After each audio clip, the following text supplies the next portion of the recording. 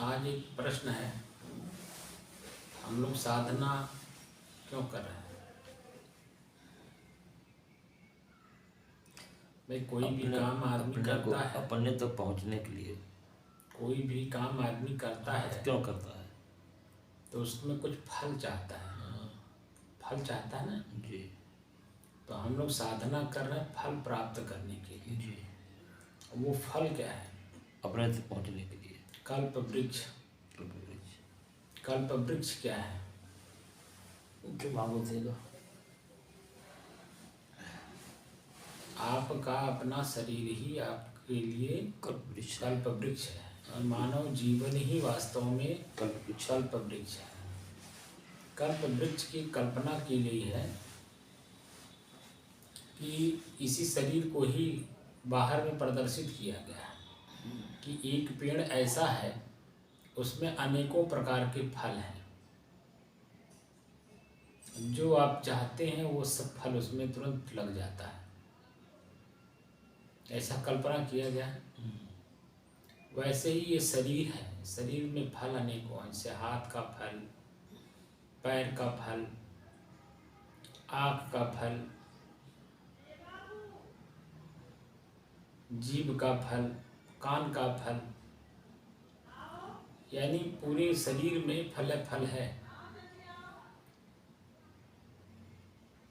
इस वृक्ष को कौन भोगता है? शरीर जो वृक्ष है, इस वृक्ष के जो फल हैं उसको कौन तोड़ता है, कौन देखता है? हम चेतन देखता है। मनुष्य। बाहर का जो वृक्ष है बाहर का जो वृक्ष है तो मनुष्य करता है। उस फल का उपयोग मनुष्य करता है। तो जो शरीर रूपी फल है, शरीर रूपी वृक्ष पर जो फल लगे हुए हैं, इसका उपभोगकर्ता कौन है? बाहर के वृक्ष का उपभोगकर्ता तो मनुष्य है। अब मनुष्य शरीर में जो फल लगा हुआ है, जो कल्प वृक्ष है, मनुष्य रूपी जो वृक्ष है कल्प वृक्ष, इसमें जो फल लगे हुए हैं, इसका उपभोगकर्ता कौन है? चेतन है।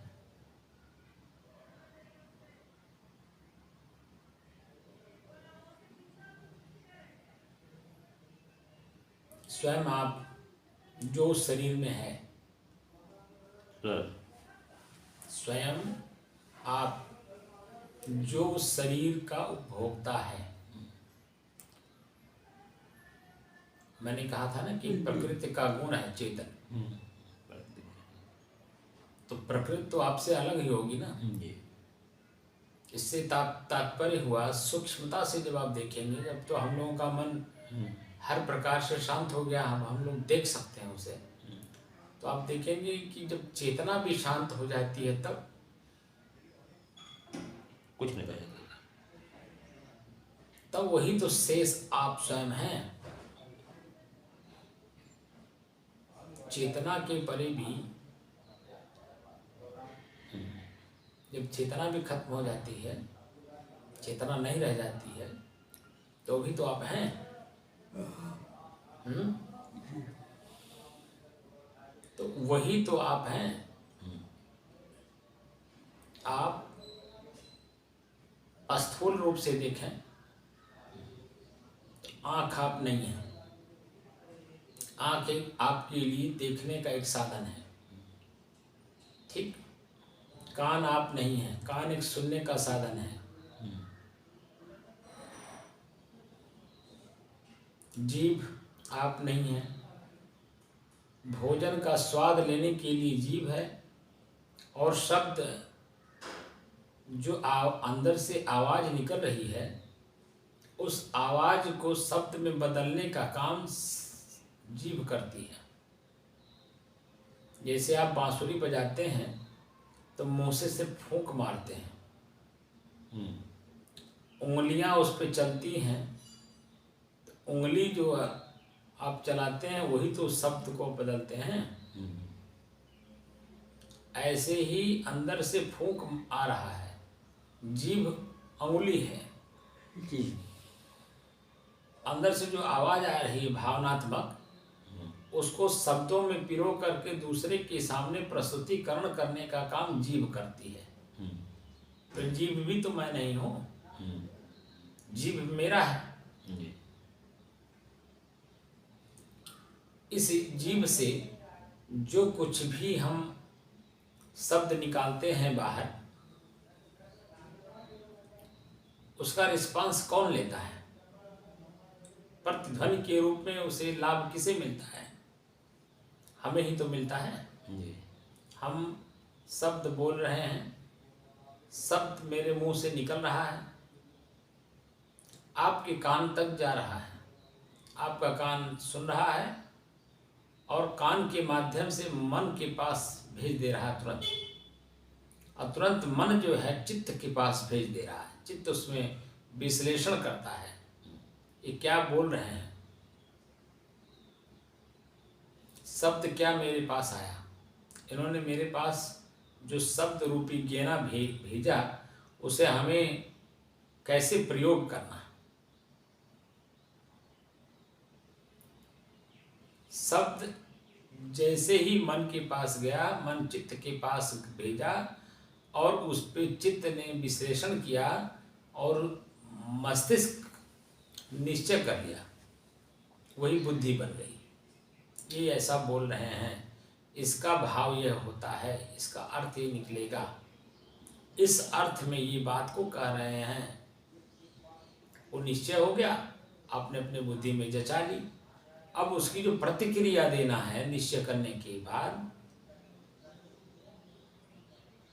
तो स्वयं आप जैसे ही शब्द को सुने, चित्त के पास भेजे, चित्त ने निश्चय किया, आपके उपयोग की वस्तु है या नहीं है।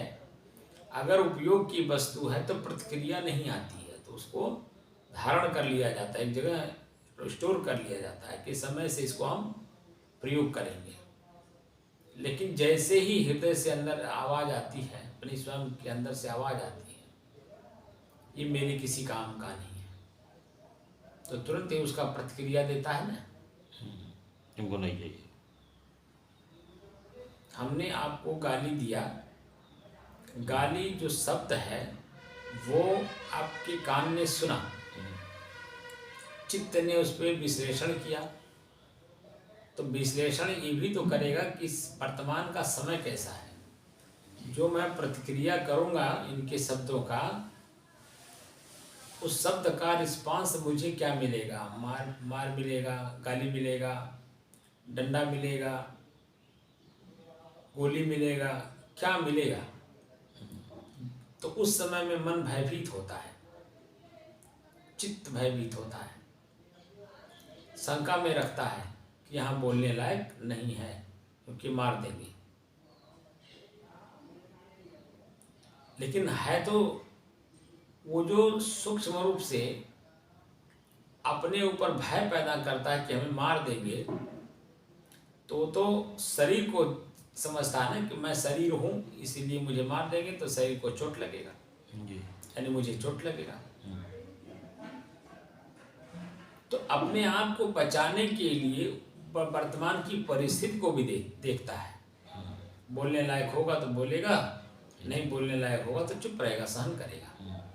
लेकिन मन के अंदर में, यानी चित्त के अंदर में एक बात को निश्चय कर लेगा कि अवसर आने दीजिए, आज इनका अवसर है, कल हमारा भी अवसर आएगा, तब हम इन्हें बताएंगे।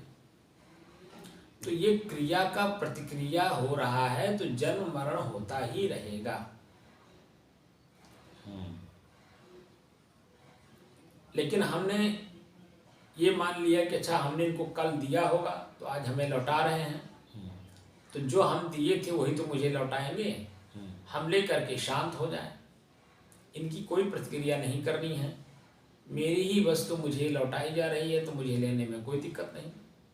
तो इस भाव को आने में सहनशीलता बढ़ती है, और सहनशील जैसे बढ़ते हैं तो पुनः जो है आपके मन में कोई द्वंद्व नहीं रहता है प्रतिक्रिया देने की। आप अपना जो कर्म है उसमें आप लगे रहते हैं कि मुझे क्या करना है, उन्होंने तो अपना काम कर दिया, मुझे इनकी प्रतिक्रिया में क्या करना है। तो स्थिति अगर आप स्वयं अपने शांत स्थिति में हैं, शांत स्थिति का अनुभव है, तो शांत स्थिति को और वर्तमान की स्थिति से आप तुलनात्मक अध्ययन अपने चित्त से कर लेंगे। और जैसे तुलनात्मक अध्ययन आपने चित्त से किया, वैसे ही आपका चित्त बता देगा कि वर्तमान में इसकी जरूरत नहीं है। तो जैसे ही ये अंदर से आवाज आएगी कि इसकी जरूरत नहीं है, आप उस बात को सुनते भी रहेंगे लेकिन प्रतिक्रिया नहीं देंगे। और सुनने के बाद भी वो सदैव के लिए अपने मन में आपने ये मान लिया कि ये मेरा ही दिया हुआ वस्तु था, मुझे वापस किया जा रहा है, तो मुझे लेने में कोई दिक्कत नहीं आनी चाहिए। मुझे उस वस्तु को लेने में कोई दिक्कत परेशानी नहीं आनी चाहिए, कोई दुख नहीं होना चाहिए, क्योंकि मेरा ही दिया हुआ है। तो जो मन साधना हम लोग कर रहे हैं, मन को एकाग्र, स्थिर और शांत करने के लिए, और ईश्वर शब्द का प्रयोग कर रहे हैं कि अपने ही श्वास को संवेदनाओं के आधार पर देखिए, दृश्य और दृष्टा का अभ्यास करिए। तो जैसे रामावतार बाबू, आप और मेरा शरीर अलग अलग हैं, जितनी दूरी पर हैं उतनी ही दूरी पर मेरा श्वास भी मेरे से अलग है। ये अनुभव हुआ जी। तो जब मैं अपने श्वास को अपने से अलग होकर के देख रहा हूँ, और उसमें मैं ये भी तर्क दे रहा हूँ कि जब मैं अपने श्वास को देख रहा हूँ, तो सबसे पहले मेरा जो चंचल मन था, पीड़ित मन था, पश्चाताप में डूबा हुआ जो मन था, वह बिल्कुल एकदम शांत हो गया। आनंद की अनुभूति, सुख की अनुभूति हमें अंदर से संवेदनाओं के आधार पर प्राप्त हो रहा है। फिर क्या देख रहे हैं? उसका जो फल है, मन को एकाग्र करने का, स्थिर एवं शांत करने का, हम जैसे ही शांत होते हैं और शांत स्थिति हमारी बरकरार है, तो जो भी हम काम करते हैं वर्तमान में, हम उस काम को उस काम के नियम से करते हैं। करने के बाद भी जैसे मैं काम को करने के प्रथम था, शांति स्थित चित्त में कोई हलचल नहीं थी, कोई दुख कोई पीड़ा नहीं था, वो काम को करने के बाद भी वैसे का वैसे ही रहेगा। उसमें कोई ना सुख का अनुभव होगा, ना दुख का अनुभव होगा, ना पीड़ा का अनुभव होगा, ना आनंद की अनुभूति होगी। जो जैसा है वैसा ही अनुभव होगा। ये आपको फल प्राप्त होगा।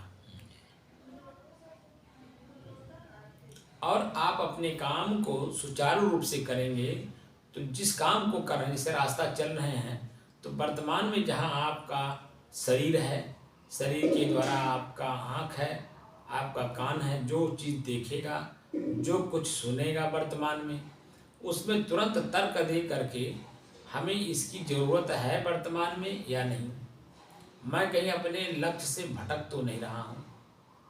मैं जो लक्ष्य लेकर के घर से निकला हूँ, क्या उस लक्ष्य में ये सहायक है या बाधक है। जैसे आप घर से निकलते हैं आश्रम को आने के लिए, एक उदाहरण दे रहा हूँ, तो मेरे जैसे आदमी के रूप में घर से जैसे आप निकलते, घर में ही जैसे आपका बेटा है, आपकी बहू है, आपके नाती हैं, तो वो हैं तो आदमी ही, आपके घर में ही हैं।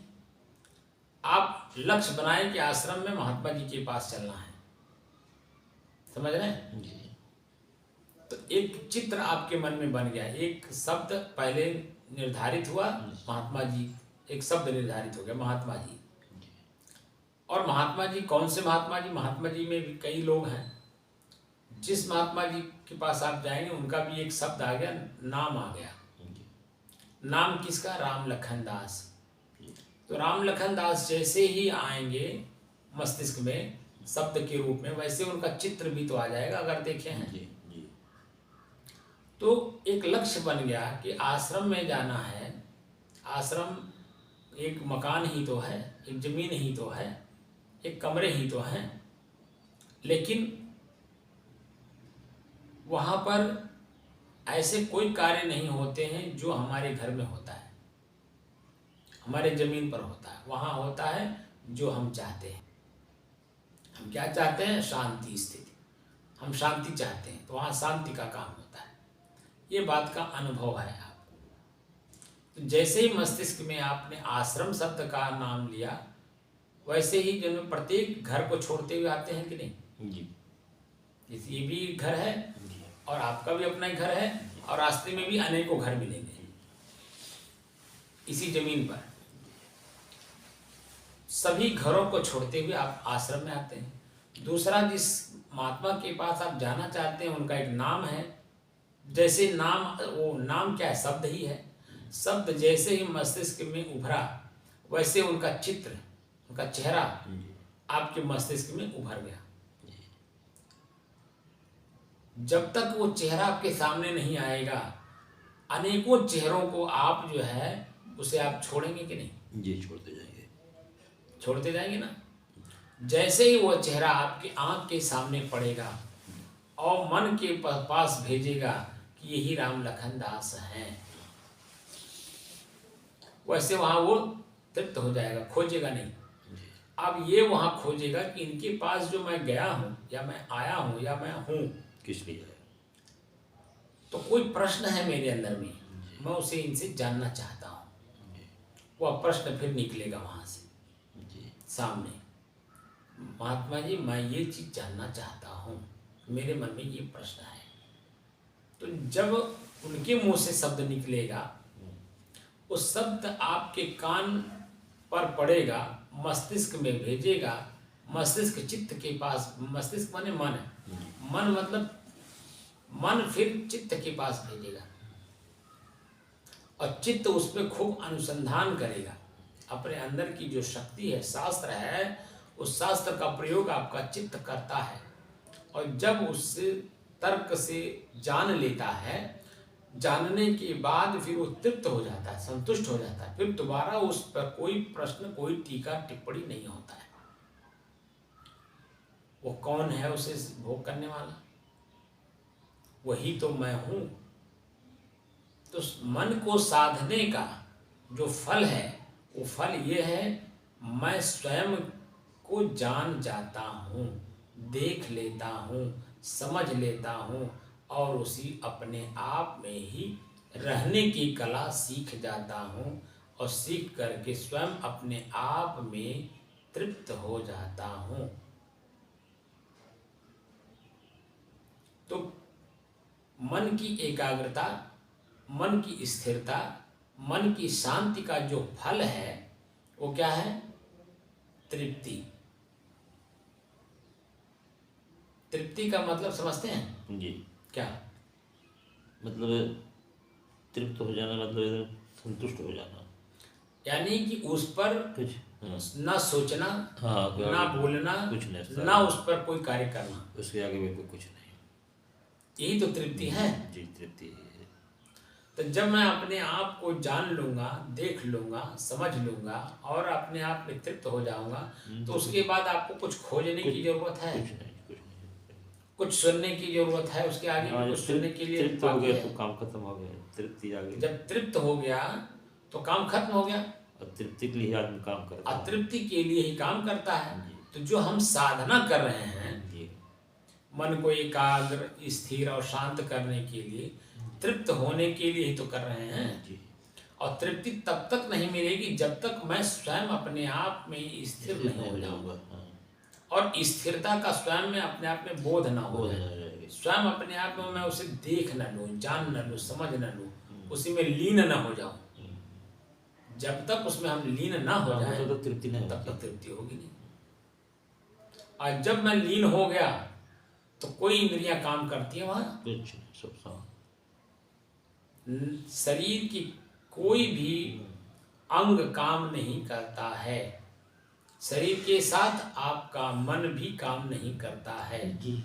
आपका चित्त भी वहां शांत हो जाता है, कोई क्रिया नहीं होती है। तो जब मन और चित्त शांत हो गए तो बुद्धि बनेगी कैसे? जी, मन बनेगी। और जब बुद्धि बनेगी नहीं तो कर्म होगा कैसे? क्रिया होगा नहीं। और जब क्रिया होगा नहीं तो उसका सुख दुख का जो अनुभव है वो भी नहीं होगा। वह भी नहीं होगा। तो सुख दुख से एक परे परम पद, सो पद है सुखदाई। निर्वाण, निर्वाण ही है। सुखदाई है, निर्वाण नहीं, सुखदाई। अब इससे बड़ा चीज आपको संसार में कुछ मिलना नहीं है। अगर इसके बाद भी कोई कुछ आपको बताता है तो या तो वो वहां तक उसका अनुभव नहीं किया है या तो वो मेरे साथ छल कर रहा है, या तो उसका स्वयं को अनुभव नहीं है उसको, हाँ, या छल कर रहा है, या वो मेरे साथ छल कर रहा है। तो उसी जगह पर आपको सतर्क और सावधानी जो शब्द है यहीं पर प्रयोग किया जाता है कि स्वयं अपने आप को जब हम जान लिए, देख लिए, समझ लिए और स्वयं उसी में लीन हो गए, उसके बाद भी अगर कोई कुछ बोलता है तो वहां हमें सतर्क रहने की जरूरत है। यानी मेरे साथ छल हो रहा है,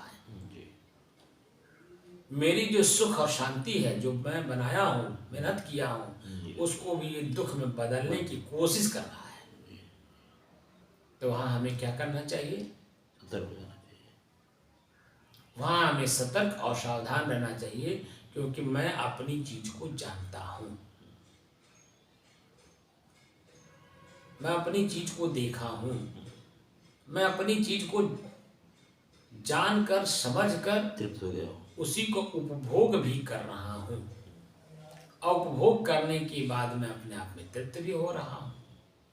तो जो मेरी तृप्ति है उसको अतृप्त करने के लिए मेरे पास व्यक्ति आया हुआ है। तो दूसरे की बात मेरे ऊपर असर तब डालता है जब मैं अपने आप में तृप्त नहीं रहता हूं। अतृप्त की अवस्था में ही दूसरे की वाणी मेरे ऊपर प्रभाव डालती है। सही है ना? जी, सत्य। तो सबसे बड़ा फल क्या मिला हमें? स्वयं में स्वयं को स्थापित करने, स्वयं को स्वयं में जानने, स्वयं को स्वयं में ही लीन करने। सो हम जो शब्द है हमारे सन्यासियों में नहीं है, वो मुझे प्राप्त हो जाता है। सो अहम, वह मैं हो गया, मैं वही हूँ, मैं में मैं समा गया। अब आगे कोई शब्द है? कुछ नहीं। वेद, चार वेद हैं, चार वेद के चार तात्विक शब्द हैं। प्रज्ञानम ब्रह्म, ज्ञान और प्रज्ञा दो शब्द है ना जी। तो यहाँ कह रहे हैं प्रज्ञानम ब्रह्म, जो ज्ञान है उसके ऊपर जो प्रज्ञा है वह मैं हूं। ज्ञान को जानने वाला, ज्ञान का प्रयोग करने वाला, ज्ञान का उपभोग करने वाला कौन है? तो जो है वही तो प्रज्ञा हुआ, वही प्रज्ञानम ब्रह्म, वही मैं हूं। प्रज्ञानम ब्रह्म, ब्रह्म माने बड़ा। बड़ा कौन है? आपकी स्वयं की शांति का अनुभव, स्वयं में आनंद की अनुभूति। ब्रह्मभूत है प्रसन्नात्मा, न सोचति न कांक्षति, समः सर्वेषु भूतेषु मद भक्तिम लभते पराम। ब्रह्म क्या है? ब्रह्मभूत है प्रसन्नात्मा, आपकी आत्मा हमेशा प्रसन्न रहती है और अपनी प्रसन्नता दूसरे पे भी बिखेरती है। हमेशा मुस्कुराते हुए रहेंगे, विषम से विषम परिस्थिति में भी अगर इस चीज का अनुभव है, परिपक्वता है तो हमेशा मुस्कुराएंगे और नदी की धार की तरह आप बहेंगे। यानी प्रकृति के जो नियम सामने आ रहे हैं, क्षण क्षण जो परिवर्तन दिखाई दे रहा है, उस परिवर्तन को वो देखता है, इसलिए मुस्कुराता है। क्षण में अभी हम आप बैठे हैं, क्षण में ही अभी हम बैठे बैठे ही शरीर छोड़ देंगे। जैसे हमने बताया था ना, अभी फैजाबाद में एक संत थे, हमारे अपने जानने वाले बहुत अनुभवी संत थे, अभिलाष साहब के बड़े गुरु भाई। वो सुबह मैंने रात भर तो साधना करते थे, सुबह सबके साथ जैसे उन्होंने जगने के बाद शरीर तो मतलब उतना काम नहीं करती थी, वृद्धावस्था था, सबके साथ उन्होंने हंसी हंसी प्रसन्नता पूर्वक चाय पिया, सबके साथ नाश्ता किया, सबके साथ बोला। और जैसे ही सभी लोग 8 बजे के बाद अपने अपने काम में लग गए, कोई स्नान में, कोई ध्यान में, कोई किसी में कहीं, जैसे सब लोग उनके पास से हटे, वैसे धीरे से अपना शरीर उन्होंने छोड़ दिया। बैठे बैठे ही छोड़, बस वहीं बैठे, शरीर वहीं का वहीं रह गया। और उसमें से जो उनकी आत्मा थी, स्वयं जो थे, वो अपने आप में लीन हो गए। ऐसे ही अभी एक क्षण बाद जो है हम आप हैं या नहीं है इस शरीर में पता चलता है। तो परिवर्तन है ना जी, परिवर्तन है। तो परिवर्तन को हम लोग परिवर्तन की तरह देख लेते हैं, इसका ये फल होता है कि ऋते ज्ञानान न मुक्ति। ऋत कहते हैं प्रकृति को। प्रकृति में हमारा शरीर, हमारा मन, हमारा चित्त, हमारा बुद्धि, हमारा अहंकार, हमारा क्रिया, जो कुछ भी मैं अनुभव कर रहा हूँ वह सब प्रकृति का नियम है। चेतना भी प्रकृति का गुण है, हम चेतना से भी ऊपर हैं। चेतना में प्रकृति का है, तो मैं कौन हूँ? चेतना है विहीन, एकदम शांत की स्थिति, वहां कुछ भी हलचल ही नहीं है। अनुभव जो करता है वह भी मन ही है, वह मन भी विलीन हो जाता है।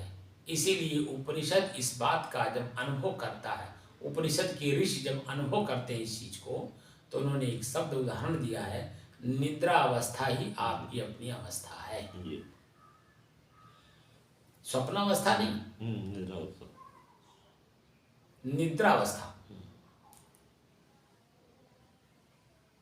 निद्रा अवस्था वह जागृत अवस्था में आपने देखकर, जानकर, समझकर प्राप्त किया है, तब आप इस लेवल पर जाएंगे। और यही आपका फल है, और यही आपका विषय वासनाओं से मुक्ति है। इसीलिए सदगुरु कबीर को कहना पड़ा, जियत न तरेउ मुए का तरी हो, जियत ही जो न तरह। जो जीते जी अपने को नहीं जाना और इंद्रियों को नहीं जाना, इंद्रियों के विषयों को नहीं जाना, स्व और पर को नहीं जाना, प्रकृति और पुरुष को नहीं जाना, जड़ और चेतन को नहीं जाना, तब आप बता दीजिए मरने के बाद तो वही होता है जो आप संस्कार लेकर के गए हैं। वर्तमान में अंत काले च मामेव, अंत समय में जैसी आपकी चित्त की स्थिति होती है, पुनः जन्म आपका उसी तरह से जन्म होता है, उसी योनि में आप जाते हैं। लेकिन जब हमारे चित्त में कुछ हलचल ही नहीं है, हम चित्त की जितनी भी बुराइयां हैं या अच्छाइयां सबका निराई कर दिए हैं, तो हम कहाँ रहेंगे? तब हम अपने आप में रहेंगे, स्व में रहेंगे। तो जब स्व में रहते हैं तब क्या होता है? एकदम किसी भी प्रकार का अपने शरीर की इंद्रियां कोई हलचल में नहीं रहती हैं, शांति, एकदम शांत।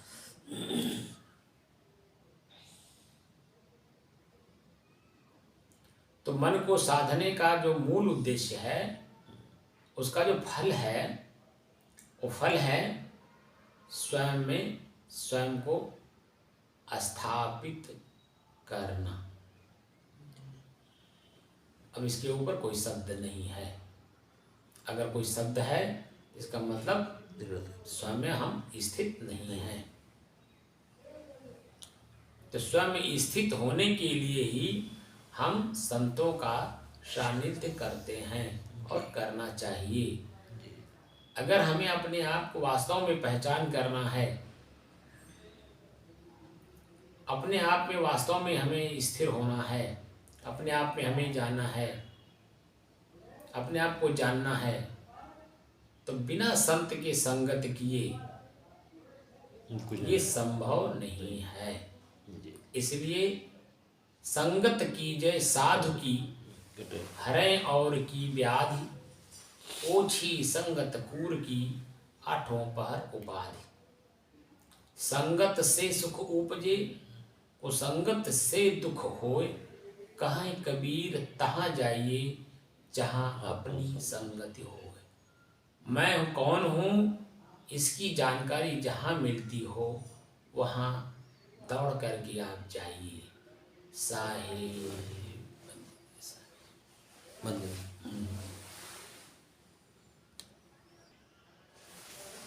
जैसे मेरे मन में सब अनुभव हो रहा है कि जैसे पिचकारी होती है, पिचकारी जिससे रंग खेला जाता है, तो उसको खींचा जाता है तो रंग उस पिचकारी में आ जाता है, फिर छोड़ा जाता है तो रंग बाहर चला जाता है। इसी तरीके से अपना सांस मुझे लगता है कि खींचा जाता है और फिर छोड़ा जाता है, तो कौन खींचता है कौन छोड़ता है? नहीं, ये जो खींचने की और छोड़ने की जो कला है ये प्रकृति में है। नहीं, खींचने की नहीं, मैं बता रहा हूँ, जो अपने आप में चल रहा है, अपने आप में जी स्वतः चल रहा है वो, जी उसमें जी वह स्वतः चल रहा है। स्वतः है। हाँ, यही तो जानना है कि जो कुछ भी प्रकृति में हो रहा है स्वतः अपने आप हो रहा है, वो आप नहीं कर रहे हैं। आप तो स्वयं शांत हो। जब शांत स्थिति में आदमी कहीं कोई कर्म होता है, कोई क्रिया होती है, बताइए। नींद अवस्था में आप अपनी स्त्री के साथ संभोग कर रहे हैं कुछ या अपने बच्चे को आप उठा रहे हैं, खिला रहे हैं, कुछ कर रहे हैं? कुछ नहीं क्योंकि नींद अवस्था में है, जी तो नींद अवस्था स्वयं आपकी है। जी उसी तरह से जब आप अपने आप में चले जाते हैं, तब आपको ये अनुभव होगा कि ये स्वतः हो रहा, अपने आप हो रहा है। यही तो जानने के लिए हमारे ऋषि महर्षि ये इस चीज़ का उपयोग किए हैं। अभी मैं आपको ध्वनि भी करा सकता था, ओम का उच्चारण भी करा सकता था, उसमें आसन प्राणायाम भी करा सकता था, लेकिन हमने शुरू से ही इस बात का ध्यान रखा है कि अगर हम इसमें जरा सा भी इम्पोर्ट करेंगे तो सब के सब भटक जाएंगे। पहले से भटके ही हैं। जी और एक ऐसे संत का सानिध्य मिला जहाँ भटकाव खत्म हो सकता है, तो उस संत का भी तो दायित्व बनता है कि बच्चे भटकने ना पावे। भाई, हमने क्या कहा शुरू में, जब हमने इस कार्यक्रम को शुरू किया तो ये हाल भरा हुआ था कई महीनों तक, जी ठीक। लेकिन आपने देखा होगा कि आगे चलते चलते चलते सिर्फ हम आप रह गए। जी तो जो जिज्ञास उसमें छट के आया वो सिर्फ आप आए ना।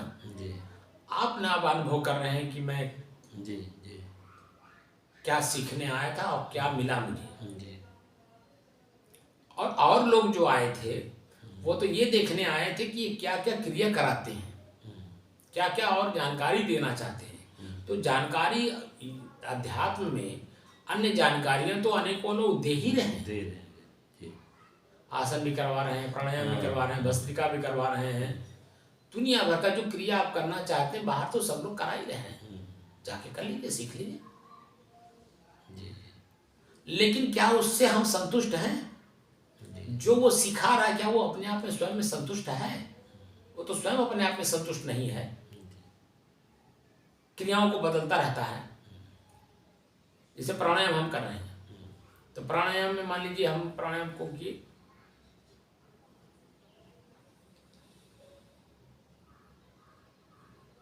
अब मान लीजिए शीतली प्राणायाम,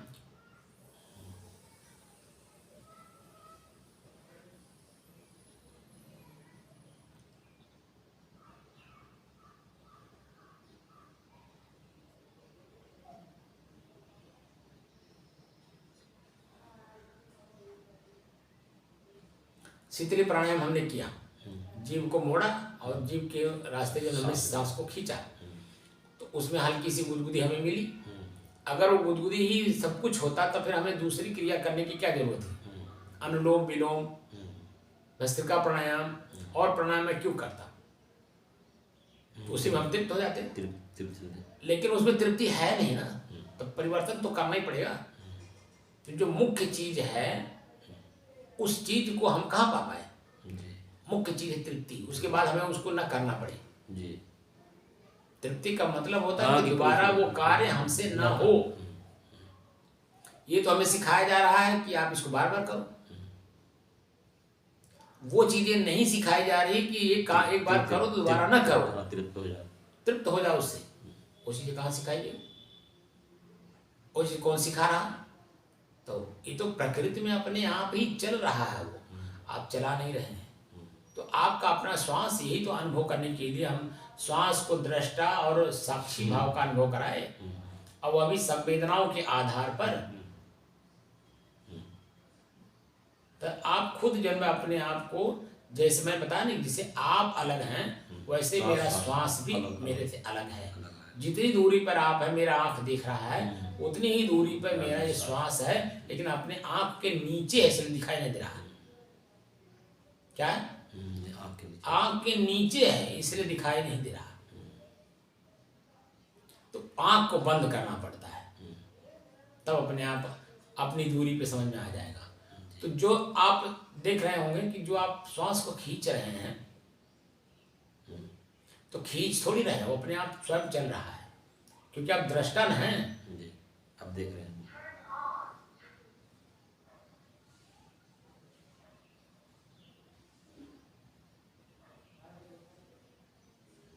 दृष्टा दृश्य को देख रहा है। दृश्य क्या है? मेरा श्वास।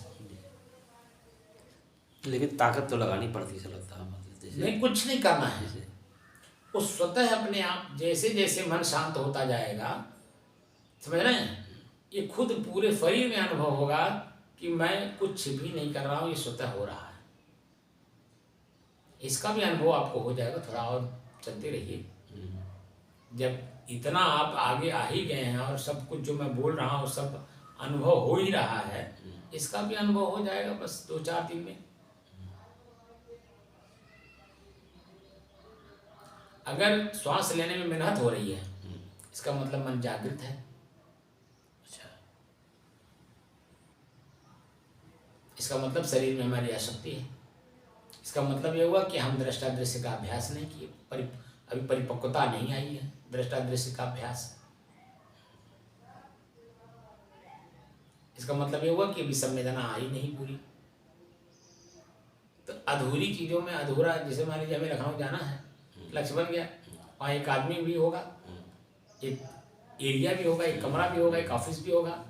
तो जो मैं दृश्य बना करके चला, तो वो दृश्य नहीं मिला जब तक, तब तक तो तृप्ति नहीं होगी ना। बीच में तो बहुत सारे ऑफिस, बहुत सारे आदमी मिलेंगे, चलते रहेंगे तब तक। तो सब 1 लाख करोड़ जन में सब कुछ छोड़ने के बाद तो एक चीज प्राप्त होता है। जैसे मान लीजिए आपको अपने वन विभाग में जाना है, लखनऊ विभाग में ही तो जाएंगे, किस अधिकारी के पास जाना है, वो अधिकारी जब तक सीट पे नहीं मिलेगा तब तक कितने अधिकारी, कितने आदमी, कितने ऑफिस आपके सामने मिलता हुआ चला जाएगा। लेकिन क्या आप सबसे अपनी बात कहेंगे? नहीं कहेंगे, क्योंकि आपको पता है कि ये व्यक्ति हमको घुमा देगा, हमारा जो पीड़ा है, हमारा जो दुख है, वो इसके द्वारा हल नहीं होगा। जब भी होगा, हम जिसके पास जाना चाहते हैं उस कुर्सी पे जो भी बैठा होगा, देखे हों हम पहले या न भी देखे हों, जो वर्तमान में उस कुर्सी पर बैठा होगा, जब उस कुर्सी के पास आप पहुंच जाएंगे, उस व्यक्ति के पास अपनी बात को कह देंगे और वहां से अपनी तृप्ति रूपी जो समस्या समाधान करके आ जाएंगे।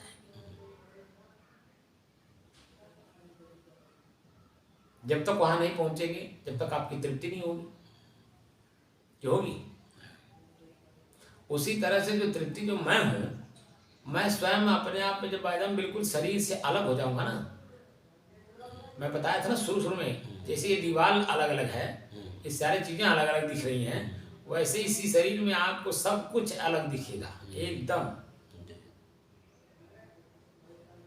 ये सांस चल रही है, ये भी अपने आप चल रहा है कि मैं ले रहा हूं, मैं छोड़ रहा हूं, ये भी अनुभव एकदम बिल्कुल हो जाएगा। अब जब मैं अपने आप को देख रहा हूं तो यहां मन जागृत करके देख रहा हूं ना, मैं श्वास को देख रहा हूँ, तो देखने का काम कौन कर रहा है? मन ही तो कर रहा है। जी। अब वहां पर तो मन ही नहीं रहेगा। जी। तृप्ति तो तब होगी जब मन की गति रुक जाएगी। जी।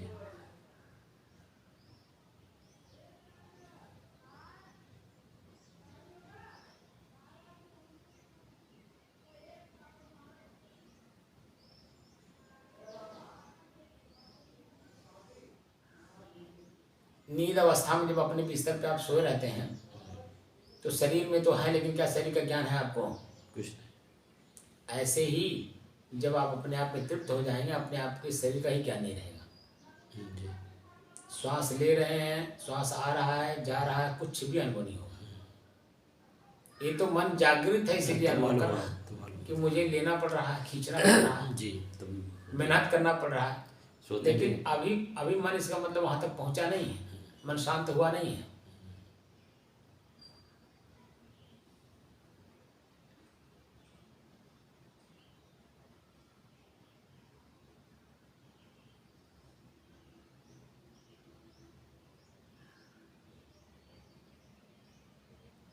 मन जब वहां तक, मन आप पहुंचेगा भी नहीं वहां तक, क्योंकि मन जब तक रहेगा तब तक वहां उसका अनुभव भी नहीं हो पाएगा।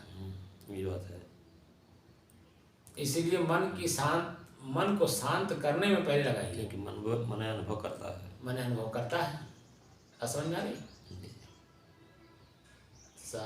तो अब तो समझ में आ जाना चाहिए कि जब हम लोग श्वास को ले नहीं रहे हैं, पिचकारी नहीं छोड़ रहे हैं, खींच नहीं रहे हैं, वो स्वतः अपने आप में चल रहा है। ठीक है ना? अच्छा साहब, एक जगह और हमको मिला था कि जैसे एक बाल्टी पानी है और उसमें छेद है, एक एक बूंद टपक रहा है। एक दिन बाल्टी खाली हो जाता है। इसी तरीके से मेरा सांस भी एक दिन खाली हो जाता है। जैसे आदमी खाली हो जाता है सांस, और चले जाते हैं। जैसे गाड़ी और ड्राइवर दो हैं, तो ड्राइवर जब तक गाड़ी में है तो गाड़ी का लक्ष्य तो होता नहीं, लक्ष्य तो ड्राइवर का होता है। कहाँ जाना, कहाँ जाना है, जानकारी तो उसको है। हाँ। तो जब ड्राइवर गाड़ी पर है, इसका मतलब ड्राइवर का एक लक्ष्य है। लक्ष्य पूरा हुआ, गाड़ी वहीं खड़ी हो गई। तो लक्ष्य ही तो पानी भरा हुआ है। एक लक्ष्य पूरा हुआ, दूसरा आ रहा है, इसका मतलब स्रोत आपने बना लिया आने का और जाने का। तो स्रोत को खत्म करना पड़ेगा ना, आने वाला आशा छोड़ना पड़ेगा। आशा परमम दुखम, नैरास्यम परमम सुखम। अगर आप आशा किए हैं कि अब इसके बाद ये हमें मिल जाएगा, अभी इसके बाद ये मिल जाएगा, तो एक मिला नहीं, दूसरा आपने आशा कर लिया, इच्छा बना ली, लक्ष्य बना लिया, तो स्रोत बना ली ना आपने। या स्रोत को ही खत्म करना है, कोई स्रोत, इनकम नहीं करना है। जो इनकम पहले से किया हुआ है उसी का खर्च करना है, खर्च कर देना है। तो जो बाल्टी की बात आप कर रहे हैं, तो जो बाल्टी में पानी है तो छेद के रास्ते निकल जाएगा, तो बाल्टी अपने आप में खाली हो जाएगी कि नहीं, हल्की हो जाएगी कि नहीं। लेकिन फिर उसी में वो आएगा भी, ऊपर से पानी गिर भी रहा हो, अब बाल्टी में छेद हो, वो भी गिर रहा हो, तो कब तक खत्म होगा? खत्म नहीं होगा। तो मोक्ष कहाँ हुआ? तो उसका जो दबाव है उसमें, वो तो पाना ही रहेगा ना। बाल्टी का दबाव ही तो उसका दुख है। शरीर हमारा बाल्टी है। हमने ये शरीर पिछले कर्मों के अनुसार आज भोग रहे हैं। आज भी अगर हम कर्म करते जाएंगे, कर्म को मिटाएंगे नहीं, तो ये आगे भी तो चलता रहेगा। फिर शरीर धारण करना होगा, फिर उसको उस लक्ष्य को पूर्ति करनी होगी, और फिर उस लक्ष्य की पूर्ति में अनेकों लक्ष्य को लांघना पड़ेगा। अनेकों लक्ष्य फिर सामने आ जाएंगे। ये कभी पूरा नहीं हुआ, दूसरा फिर आ गया, दूसरा पूरा हुआ नहीं, तीसरा फिर आ गया। जो वास्तव में मोक्ष प्राप्त नहीं कर पाए हैं संत परंपरा के लोग, हाँ, यही कारण था, तो फिर पुनः भी उन्हें मनुष्य शरीर मिलता है। तो मनुष्य शरीर में जितने भी बड़े लोग हैं, आप जिसको बड़ा आप समझते हैं, वो सब पूर्व जन्म के संस्कारी हैं। पूर्व जन्म उन्होंने मेहनत किया है। लेकिन आज आप देख रहे होंगे कि फिर वो कर्म में फंस गए, कर्म को मिटा नहीं पा रहे, कर्म में फंस गए। तब जब कर्म फंस गए तो फिर पुनः आने वाली जो परिस्थिति होगी तो प्रकृति के नियमानुसार ना होगी, आपके नियमानुसार तो होगी। हाँ, ये सब प्रकृति। तो प्रकृति में बदलाव है, परिवर्तन है, तो परिवर्तन उस समय दिखाई देगा। जैसे बच्चा जन्म लिया तो जन्म आते ही जो ना अपने माँ को देखता है तो चित्र बन जाता है, एक चेहरा देखता है और उसको बता दिया जाता है ये चेहरा ही तुम्हारी माँ है, तो इसने तुम्हें जन्म दिया। वो चेहरा मस्तिष्क में बन गया कि नहीं बन गया? ये बाप हैं, इन्हीं के द्वारा तुम्हारी माँ का संभव हुआ और उसी संभोग के माध्यम से तुम जन्म लिए हो। ये तुम्हारे पिता हैं, वो एक चित्र बन गया मन में। फिर उसके बाद ये बुआ है, तुम्हारे पिताजी की बहन तुम्हारी बुआ हुई। ये तुम्हारे चाचा हैं, तुम्हारे पिता के भाई हैं। ये तुम्हारा घर है, ये तुम्हारी दादी है, ये तुम्हारे दादा हैं। एक चित्र बनता चला जाता है जी। अब वो चित्र जब सामने नहीं पड़ता है तो आदमी पीड़ित होता है। तो जितना ही आप आँख से देखते जाएंगे, कान से सुनते जाएंगे, वो अंदर में स्टोर होता जाएगा ना। खाली करने का काला तो आपको आया नहीं जी। आपने खाली किया नहीं, तो वो दबाव महसूस करता है, उसी को कैंसर बोलते हैं। दबाव होता चला जाता है। वो दबाव जो है, कल मैं देखा एक महिला को कोर्ट में आई थी एविडेंस देने। हम तो जानते हैं कि कम से कम 100 के आसपास में रही होगी, जर्जर अवस्था। मैं उसके चित्त को पढ़ रहा था, उसको देख रहा था, बार बार मैं देख रहा था उसको। वो जो पहले से अपने मन में घुसा रखी है वही बार बार अपने आप में बोल रही थी। आँख भी खोल रही थी, ऐसे देख रही थी और वही बोल भी रही थी। इसका मतलब है कि जो जवानी थी, बचपना था, जो उसने देखा है, जाना है, समझा, जिन लोगों के बीच में वर्तमान में रह भी रही है, वही बार बार दृश्य उसके सामने आ रहा था और उसी को बार बार बोल रहे थे। वो किसी के सामने नहीं बोल रही थी, अपने आप में बोल रही थी। वो अपने आप में दुखी है, पीड़ित है जीव। तो वो स्थिति ही मैं चाहता हूँ कि अंत अवस्था एकदम बिल्कुल शांत अवस्था हो, कोई चित्र मन में ना हो, कोई व्यक्ति मन में ना हो, कोई शब्द मन में ना हो, निशब्द रहिए, एकदम शांति से। संत, यही तो बात है, संत की स्थिति और एक गृहस्थ की स्थिति, दोनों में ही डिफरेंस है।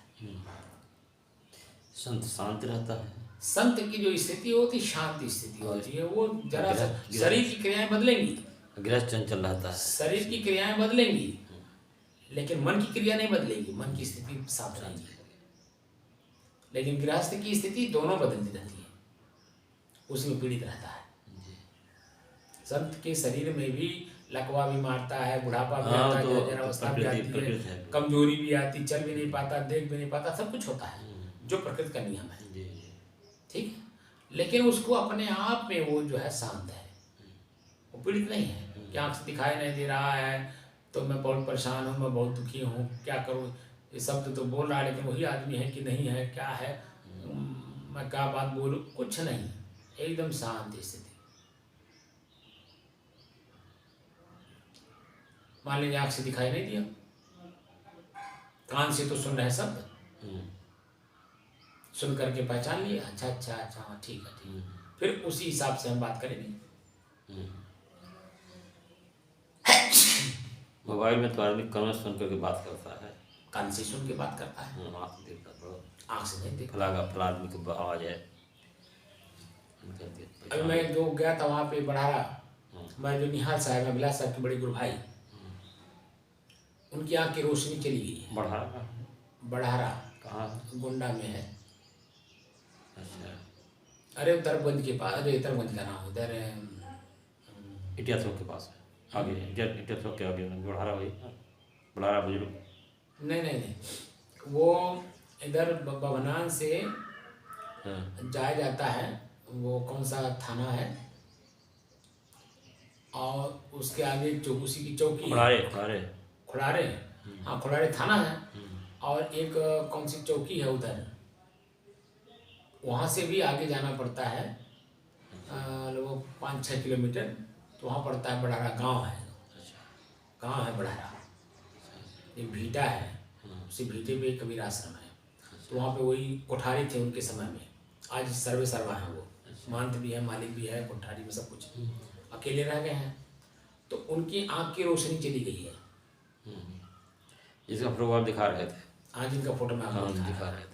आँख की रोशनी चली गई है, शरीर बिल्कुल हाड़ हाड़ बचा है, चमड़ी से चिपक गई है, मांस है ही नहीं है, ठीक। लेकिन फिर भी टो टो करके अनुभव हो गया है, तो अपना लैट्रिन बाथरूम सब कर लेते हैं। इतने के बाद भी दीवार को पकड़ लेते हैं, अनुभव हो गया कि यहीं से ऐसे से मुझे जाना है, ऐसे से आना, एकदम धीरे धीरे धीरे धीरे से भी धीरे टो टो करके चलते हैं। तो मस्तिष्क में वो हैं, इस बात का अनुभव हो रहा तभी तो हैं अनुभव कर रहे हैं, तो धीरे धीरे अपना काम कर लेते हैं। इतनी दूरी पे जाना है, यहाँ से यहाँ इतनी दूरी पे मुड़ना है, वो सब उनको अनुभव है, तो सब अपना काम कर लेते हैं। खाली देख रहे करना होता है कि वो गिरने न पाए, क्योंकि शरीर में जान है नहीं, ताकत है नहीं, बल है नहीं, तो गिर सकते हैं, इसलिए उनको देखना होता है। उनको पकड़ के उनको अंकुश लगता है, कहते हैं कि भैया हमको छोड़ दो, हम चलेंगे, तो वो उनको अनुभव है। दम नहीं है, आँख की रोशनी नहीं है, लेकिन मैं जैसे बोला समझ गए तुरंत समझ गए कि मैं किससे बात कर रहा हूँ। बल्कि जब मैं उनको साधना के बारे में बताया और कुछ चर्चा, उन्होंने कहा अच्छा कुछ बताओ हमें, जब मैं अपनी अनुभूति बताया तो इतना गदगद हो गए, कहे कि 2 दिन तुम मेरे पास रुको, मुझे तृप्त करो। तो संजोग मेरे पास समय नहीं था, मैं रुक नहीं पाया, मैं चला, मैं कहा अच्छा ठीक है मैं आ जाऊँगा, तो मुझे जाना भी है, क्योंकि वो सब शब्द ब्रह्म है, उसके अनुभूति उन लोगों को है कि जो हम बोलते हैं वो ही सच है, और अंदर से अनुभव की बात निकालते हैं, जो जिसको दिया गया है वो उसको पूरा करना पड़ता है। जब पूरा, जैसे आपने कहा मैं पूरा किया, मैं कहा आप पूरा किया, तभी तो संबंध आजीवन चलते हैं। तो हम एक संत है, वो भी एक संत है, तो उनको हमने अगर जबान दिया है तो मुझे पूरा करना चाहिए, तब तो हमारी अस्तित्व बनी रहेगी, जाना चाहिए, तभी जाना चाहिए, है कि नहीं। लेकिन मान लीजिए अगर बीच में परिस्थिति नहीं बन पाई, नहीं जा पाया और प्राणांत हो गया, तब क्या होगा? तो आशा रहेगा ही नहीं, आशा नहीं रहेगा। तो वहाँ पर जब वो बातें जैसे प्रकृति के नियम में आ गया ना, तो प्रकृति का नियम जो है ये कहता है कि जो वर्तमान हो रहा हो उसी में तृप्त रहिए। हाँ, आपके पास समय अगर है तो चले जाइए, नहीं है, बीच में कोई घटना हो गई तो उसको माइंड नहीं किया जाता है, अफसोस नहीं किया जाता है कि देखो नहीं जा पाए। हाँ, नहीं जा पाए, ये सब नहीं करना होता, बिल्कुल तृप्त हो। तो ये परिवर्तन देख लिया जाता है कि परिवर्तन इतना ही तक था, उनका हमारा लेन देन जो था वो इतने तक ही था, ये सब चीज़ें देखा जाता है। लेकिन आदमी जाना चाहे सब काम छोड़ के जा सकता है, अगर उसके नहीं तो वो भी प्रकृति के नियम में ही है ना, जो भी बनेगा तो भाई संजोग बनता है। जैसे देखिए 5 चीज़ें हैं एक साथ, जब तक वो एक सिधाई में आएंगे नहीं, आपका कुछ भी हल नहीं हो सकता है। श्वास लेना है, हवा भी आपके उसी सिधाई में आपको श्वास लेने के लिए वहाँ प्रेरित करता है। आपका पानी जो पीना है, पृथ्वी पर जहाँ पर पैर रखना है, ठीक है, जिस पृथ्वी पे जिस समय में, जिस सेकंड में, जिस सेकंड के 100वें अंश में भी जहाँ पैर आपको रखना है वहीं रखेंगे। तो सब कुछ कितना भी आप चाहेंगे कि मैं छोड़ के जा रहा हूँ, आप छोड़ के कुछ नहीं जा रहे हैं, सब प्रकृति में है, वो सब प्रकृति में हो रहा है। मैंने कहा ना कि जो कुछ भी अनुभव रहा सब प्रकृति, चेतना भी जो है वो प्रकृति का गुण है। मैं इतने ऊपर जब उठा दिया आपको कि प्रकृति भी, चेतना भी प्रकृति का ही गुण है, तो ये सब चीज़ें अपने आप उसमें इंक्लूड हो जाती हैं, जुड़ जाती हैं, वहाँ जोड़ना नहीं पड़ता है। तो इसलिए शांत रहता है, शांत अपनी शांत की स्थिति कि मतलब शांत मतलब बने रहेगी। देखिए आपको ये भी देखना ना, मेरा नुकसान ना हो, अगर मेरा फायदा ना हो तो मेरा नुकसान भी ना हो, इस बात को ध्यान रखने के लिए व्यवहार में ऐसे इसी चीज़ को अध्यात्म में भी रखना है। मेरा अगर फायदा ना हो, अगर मिलन ना हो पावे तो मेरा नुकसान भी ना हो ना, कि मैं बार बार उसी में अफसोस करूँ, उसी में पीड़ित हूँ, देखो नहीं मिले तो कुछ बताना चाहता था मैं उनको, या वो हमसे कुछ बात करना चाहते थे, या हमको कुछ देना चाहते थे, अफसोस नहीं रहना चाहिए। जो मेरा हिस्सा था वो मुझे मिल गया, जो उनका हिस्सा था वो उनको मिल गया। अब हम लोगों को आपस में तृप्त रहना है, मिल गए तो बातचीत कर लेंगे, तो संजोग होगा, तो संजोग जब बनेगा तो सब चीज़ का जब संजोग होगा तभी तो होगा, पानी का भी, आग का भी, हवा का भी, पृथ्वी का भी, हर चीज़ का संजोग होता है, नमक का भी, पानी का भी, भोजन का भी, स्वाद का भी, हाँ सबका आँख का भी दृश्य, कान का भी दृश्य, पैर का भी दृश्य, हर चीज जब से एक सिधाई में आएंगे तभी तो संयोग बनेगा। तो संयोग बनेगा। जैसे हम लोग अभी संयोग बना हुआ है, बैठे हैं, आनंद ले रहे हैं। अभी हट जाएंगे संयोग खत्म। अभी 5 जैसे ये बंद करेंगे, अभी हम आप अपनी तरफ, हम अपनी तरफ, तो संयोग में वियोग हो जाएगा। जी तो संयोग में वियोग, वियोग में संयोग, ये प्रकृति का गुण है। जी लेकिन आप वो तो नहीं ना है, आप तो एकदम बिल्कुल उससे परे शांत है।